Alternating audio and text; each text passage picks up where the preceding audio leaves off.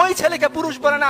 যে ছেলে একটা মেয়ের মেসেঞ্জারে রিপ্লাই না পাওয়ার জন্য বালিশের মধ্যে ডুকরে ডুকরে কাঁদে, তাকে পুরুষ বলে না।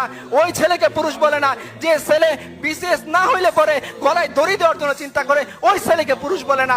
ওই ছেলেকে পুরুষ বলে না। যে জওয়ানির মধ্যে জওয়ানি মেটানোর জন্য রাস্তা রাস্তায় দাঁড়িয়ে মেয়েদের সাথে ইফটিজিং করে, ওকে পুরুষ বলে না। আর বেটা, তুমি যদি পুরুষ হও, 4টা বিয়ে করো, মজ মাস্তি করো বউয়ের সাথে, কবিতা লেখো বউয়ের সাথে, পারলে দায়িত্ব নাও, নিয়ে দেখাও তোমার পুরুষত্বের পরিচয় কতখানি। পারলে দিনের দায়িত্ব নাও, নিয়ে দেখাও তোমার পুরুষত্বের পরিচয় কতখানি। পারলে উম্মার দায়িত্ব নাও, খালিদ বিন ওয়ালিদ হও, আমরা তোমার ইমামতি মেনে নিব, দেখি তোমার পুরুষত্বের দায়িত্ব কতখানি। আর যদি না হয়, তাহলে তোমার এই পুরুষত্বের প্যান পানি বন্ধ করো।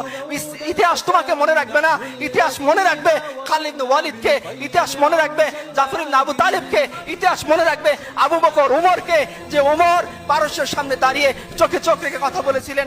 ইতিহাস মনে রাখবে রিবি ইবনে আমরকে, যিনি রুস্তমের সামনে দাঁড়িয়ে বলেছিলেন রাসূলুল্লাহ সাল্লাল্লাহু আলাইহি সাল্লাম 3টা অপশন আমাদের সামনে দিয়েছেন, হয় ইসলাম কবুল করো, শান্তিতে থাকবা, রুস্তম বলতে পারবো না, তাহলে অপশন 2 তুমি আমাদেরকে জিজিয়া দিবা, আমাদের অধীন হয়ে যাবা, রুস্তম বলতে পারবো না, তো অপশন নাম্বার 3 তলোয়ার সমাধান করবে তোমার আর আমার মধ্যে, হয় তুমি জীবিত থাকবা না আমি জীবিত থাকবো। যদি এরকম হয়, দেখি কে জো বাইডেনের সামনে দাঁড়িয়ে এরকম সাহসিকতাপূর্ণ উক্তি করতে পারেন, তবেই আপনারা বললেন যে আপনাদের উম্মারা পুরুষ। আমরা আমাদের উম্মার কথা বলতেছি, যারা জো বাইডেনের চেয়েও ক্ষমতা